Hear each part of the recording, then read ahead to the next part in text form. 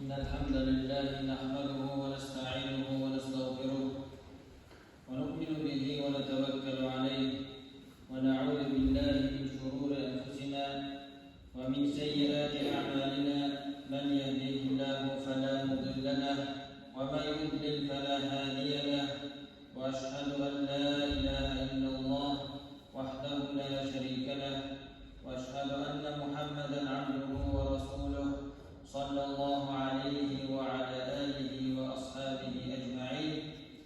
Barcha maqtovlar Allah subhanahu va taologa tegishli. Biz ona qilmoqdaymiz, ondan ona yordam so'raymiz, ondan ona yordamini yalvoramiz. Nafslarimizning buzuqligidan, amallarimizning nasharatidan Allah subhanahu va taologa sığınamiz. Kimni Allah taolo to'g'ri yo'lga qo'ydirsa, uni hech bir kim adashtirmas. Kimni adashtirsa, uni hech bir kim to'g'ri yo'lga qo'ydira olmas. Shohidlik beraman, Allohdan boshqa hech bir iloh ibodat qilina turgan zot yo'q, yolg'iz u, uning tengdoshi yo'q. Ham shohidlik beraman Muhammad sallallohu alayhi va sallam uning quli hamishisi. Ona uning ahli bayt yaqinlarına, sahabalarına, tabiinlarga ham ularning yo'lini davom ettiruvchi barcha musulmonlarga Alloh taolaning rahmati va mag'firati bo'lsin. Allah Teala Kur'an'da aytgan: "A'udhu billahi minash shaytonir racim. Laysa al-birra an tuwallu wujuhakum qibala al-mashriqi wal-maghribi walakinna al-birra man amana billahi wal yawmil akhir. Man amana billahi wal yawmil akhir wal malaikati wal kitabi wan nabiyyin wa ata al-mal ala hubbihi dhawil qurba wal yatama wal masakin wa bani as-sabil was-sa'ilin wa fir riqabi wa aqamu as-salata wa ata az-zakata wal mufuna bi'ahdihim idha 'ahadu was-sabirin fil ba'sa'i wad-dharra'i wa hina al-ba's. Ulaika alladhina sadaqu wa ulaika humul muttaqun." Allah Teala taqvolik sizning kun shoshga ham kun botishga yo'nalishingizda tugul. Taqvolik Allohga, qiyomat kunida farishtalarga, kitobga, payg'ambarlarga ishonuvdadir. Mol suysang-da, ona yaqinlarga, yetimlarga, miskinlarga, yo'llari davom etuvchi oqsholari bo'lmagan yo'lchilarga, so'rarga muhtojlik majbur etgan so'rovchiga qo'l ozod etishga sarf etuvdadir. Shuning taqvolik namoz o'qida, zakat to'lashda. Taqvolar kelishuvlarni o'taylar. Ular o'zlarining kelishuvlarini to'g'ri qiladilar.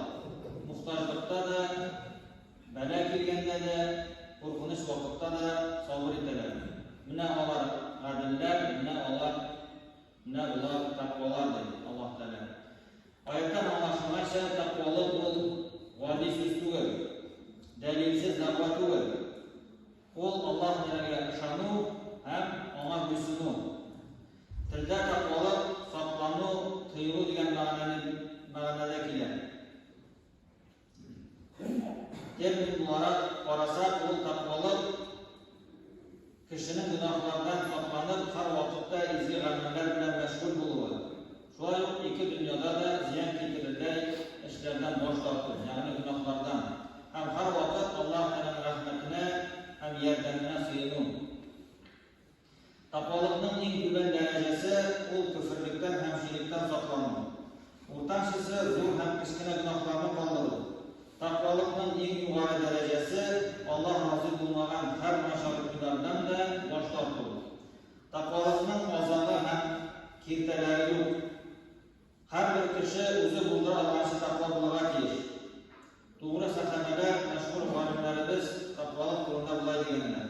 Ibn Mas'ud radhiyallohu anhu Alloh taolaning so'zlari: "Ya ayyuhallazina amanu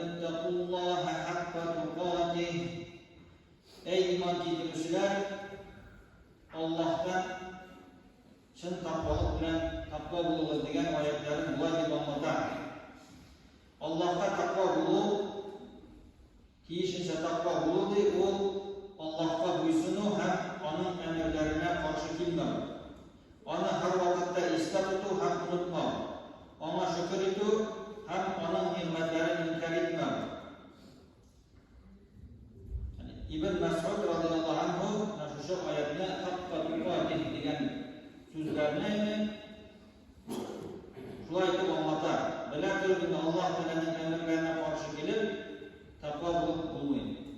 Ali roziyallohu anhu taqvolik to'g'risida bunday degan. Taqvolik ol buyuk bo'lgan Allohdan qo'rquv, Qur'on bilan amal qilib, oz narsaga qanoat bo'lib ham o'lim kunini azrlanadigan. Sahal ibn Abdullah rahimahulloh aytgan, kim taqvoga durust bo'lgan tili boshqa gunohlardan da bosh tortsin degan. Alloh taolo taqvoga bandalarga oxiratda darajalar, oqsholar, chishmalar, ilg'alar ham boshqa ko'p turli ne'matlar azrlagan. Alloh taolo Qur'onda aytgan: "Innal muttaqina fi jannatin wa nahar fi maq'adi sidqin 'inda malikin muqtadir." Allohdan qo'rqib, gunohdan saqlanuvchi taqvo mu'minlar jannatlarda tatlı ilg'alar yonlarindadir. Haq bo'lgan izgi majlisda bo'lurlar. Har narsaga tushirishi Alloh taolo qo'shimda. Payg'ambarimiz sollallohu alayhi vasallam bir hadisda aytgan: "Ittaqulloha robbakum va sumu khamsakum va sallu khamsakum va sumu shahrakum va addu zakata amwalikum va ati'u za amrikum tadkhulu jannata rabbikum." Alloh Robbingizdan qo'rqingiz, 5 vaqt namozingizni o'qingiz, Ramazon oyingizda ro'zangizni tutingiz, zakatlar, mollaringizdan zakatni to'laysiz, amirlaringizga bo'ysunsiz. Agar shunday ishlasangiz, Robbingizning jannatiga kirasiz degan Payg'ambarimiz sollallohu alayhi vasallam. Payg'ambarimiz sollallohu alayhi vasallam har vaqtda mumkinchilik bo'lgan sayin sahobalari ham o'zining ummatin taqvolikka chaqiradi. Xutbalarida sahobalarni har bir taqvo bo'lurga deb ularga nasihatlar etgan. Shunday bir nasihatlarida Payg'ambar sollallohu alayhi vasallam bir hadisida Payg'ambarimiz aytgan: "Ittaqulloha haythuma kunt va atbi'il hasanata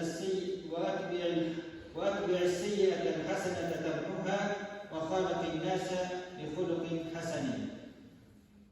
Qo'ydalar bo'lsangda Allohdan qo'rq. Agar biror mashallah ishlasang, uni so'kirlik yaxshi amal qil. Ham kishilar bilan munosabatlarda yaxshi axloqli bo'l deb Payg'ambarimiz sollallohu alayhi vasallam o'zining nasihatlarida aytgan. Kishining Allohga qarata taqvo bo'lishi tuvandagi narsalarda ko'rinadi. Eng birinchisi, u Alloh taolo qo'shganlarni o'tab, deganlardan tiyildi. U 5 vaqt namoz o'qiy, Ramazon oyida ro'za tutar, zakat to'lay, ata-onasini, xotinlarni, bolalarni ham umuman butun kishilarga qarata egilib qila ham ular bilan yaxshi munosabatda bo'ladi. Ikkinchisi, uning suyganida taqvo kishi o'zining tilin suvinuvdan, yolg'ondan, g'aybatdan, kishilarni kimsituvdan, misqil etuvdan, foydasiz bo'sh so'zlardan saqlaydi. Uning tili har vaqt foydali narsani so'zlaydi yoki dars aytadi, yoki Allohning zikrida, yoki foydali ilmligini so'zlaydi. Bu endi kishining taqvoligini ko'rsatadigan belgilardan. Uchinchisi, uning oshig'an rizqida ko'rinadi. Taqvo kishi boradek halol rizqni oshiradi, halol isimliklarni ishlar, uning qornida shekli harom rizqlar kirmaydi. To'rtinchi belgi uning qarashida. Taqvo kishi uramdagi, televizordagi, telefondagi, turli gazet jurnallardagi yorim sharaflarni qatara qaramaydi. Allah agar o'zi tushsa, u o'zini ulardan chetlashtiradi. Beshinchi belgisi uning qo'lida ko'rinadi. Taqvo kishi boshqalarga so'qmay, gunohli narsalar bilan narsalarga qo'l so'zmay, boridek ruxsat etilgan foydali ham savobli amallar bilan o'zining qo'lini mashg'ul etadi. Ondan so'ng uning ko'nglida taqvo kishi boshqalarga qarata bir qachonda kunchilik, takabbirlik, oshu, nafrat ham boshqa shunday shiltali, qiyilgan hislarni saqlamaydi. mümin Müslümanlarga kayga kilse onlarning şu kaygalarına, hasretlerine şadlanmıyor. Yani onun ko'ngli kishilarga qarata, müminlarga qarata aytik yaratılışı aytik onlar bilan birga kayga kilse kayg'uruvchi, shodlik kilse onlar bilan birga shodlanuvchi. Ham 7-yilga u endi onun niyatida taqvo kishi har vaqtda o'zining niyatin ixlos ravishda Alloh taolo rizoligi bilan durustlab har vaqt Alloh rizoligini bilan niyatlab turadi. U bir ishni de maqtasinlar yoki jamiyatda bir darajali o'rinni yo'llash uchun ishlamaydi. Onun bütün amallari de Alloh rizoligi uchun bo'ladi. Agar da kishi shu sifatlarni, shu belgilarni o'zida topsa, agar u shunday sifatlarga ega bo'lsa, u endi Alloh taoladan qo'rqqan, Alloh taolaga qarata taqvo bo'lib sanaladi. Endi Alloh taolo unday kishilarga o'zining rahmatin, muhabbatin beradi. Alloh taolo aytgan: "Bala man awfa bi ahdihi wattaqa fa innalloha yuhibbul muttaqin." Kim Allah Teala bilan tuzilgan kelishuvni to'g'risicha o'tasa, ham taqvo bo'lsa, Alloh taoladan qo'rqib, ona harom qilgan amallaridan saqlansa, durustlikda Alloh taolo taqvo kishilarni yaratadi. Alloh taolo taqvo bandalarga butun yoqlarda o'zining ne'matlarini beradi. Bu dunyoda da ham oxiratda da ham taqvoli kishilar ular o'ngishga erishishi, o'tulishlar. Alloh taolo barchalarimizga da taqvoli mu'minlardan bo'lishimizni istaydi. Bu dunyoda